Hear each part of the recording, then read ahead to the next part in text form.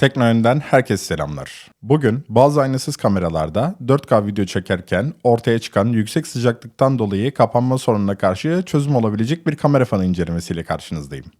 YouTube videolarım için Nikon Z30 model aynasız kamera kullanıyorum.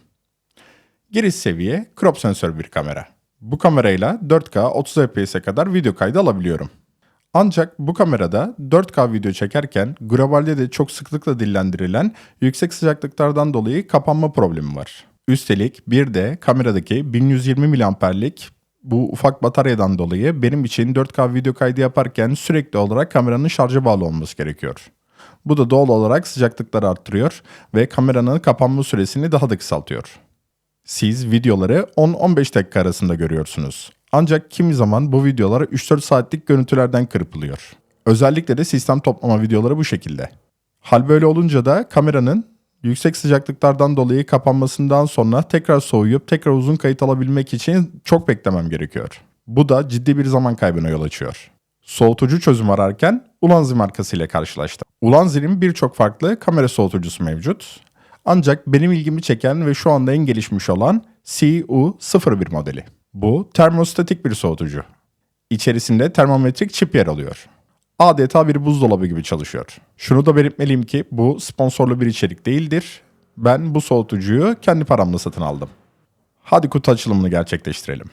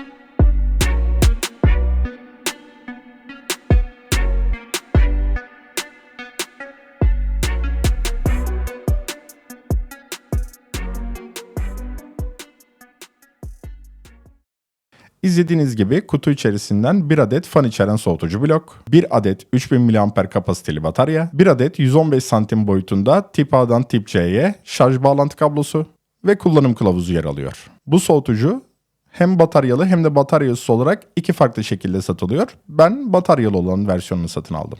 Soğutucuyu kutu içerisinden gelen kablo yardımıyla bataryasız olarak da kullanabiliyorsunuz. Ben 4K videolarımı genelde evde çektiğimden bu bataryayı kullanmayacağım. Ama tabii ki de bütün bu testleri sizin için bataryalı bir şekilde gerçekleştirdim. Terazimle yaptığım ölçümlerde soğutucu blok 106 gram, batarya ise 70 gram çıktı. Ayrıca ürün kompakt boyutlarda. Yani ekipmanlarınızla birlikte istediğiniz yere rahatlıkla taşıyabilirsiniz. Yaylı yapısı sayesinde benim kullandığım gibi açılır ekranlı kameraların çoğuyla uyumlu olacaktır. Ulanzi'nin bu soğutucuyla birlikte uyumlu olarak çalışabildiği kameraların listesini videonun açıklama kısmına ekledim. Oradan görebilirsiniz. Soğutucu kameraya düzgünce oturtulduktan sonra herhangi bir şekilde düşme durumu söz konusu değil. Soğutucu alt katmandan oluşuyor. Kameraya değdiği yüzeyde termal silikon ped, ardından alüminyum alaşımlı stand, onun üzerinde yarı iletken soğutma çipi, bunun da üzerinde yüksek yoğunluklu 60-63 alüminyum alaşımlı ısı emici kanatçıklar, bu kanatçıklar üzerinde 5000 RPM'e kadar dönebilen fan ve en üst katmanda ise koruyucu blok bulunuyor. Batarya üzerinde ise bir adet açma kapama düğmesi, pil seviye göstergesi, tip C bağlantı noktası, pin bağlantısı ve 4 köşede magnet bulunuyor. Batarya ve soğutucu üzerindeki 4 köşede bulunan magnetler sayesinde bağlantı sağlanıyor. Soğutucunun 3 ayrı hız modu var. Birinci kademe, ikinci kademe ve otomatik mod.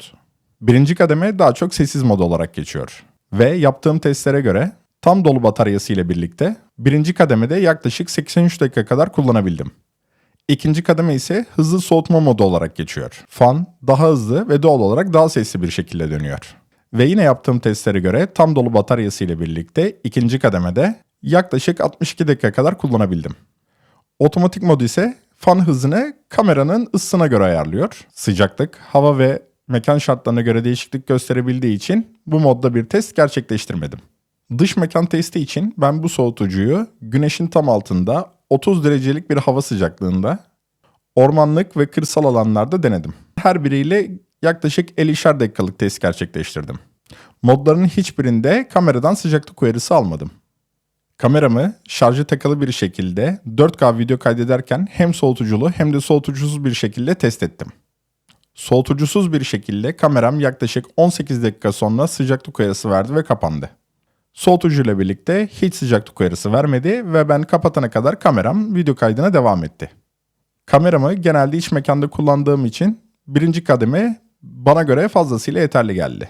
Cihazda NTC sensörü bulunmakta. Bu sayede yoğuşma önleniyor. Soğutucu üzerindeki mavi ışık kameranın 36 derecenin altında olduğunu gösteriyor. Sıcaklık eğer 36 derecenin üstüne çıkarsa kırmızı ışık yanacaktır. Bu sayede kameranızın kullanımına göre hangi sıcaklığın sizin için ideal olduğunu ve birinci hız modunu mu ikinci hız modunu mu kullanacağınızı siz kendiniz karar verebilirsiniz. Videolarınızda ses için kameranın kendi dahili mikrofonunu kullanacaksanız eğer, soğutucunun fan sesi sizin için sorun yaratabilir. Birinci ve ikinci kademelerdeki soğutucu fan sesinin videolara yansıması şu şekilde.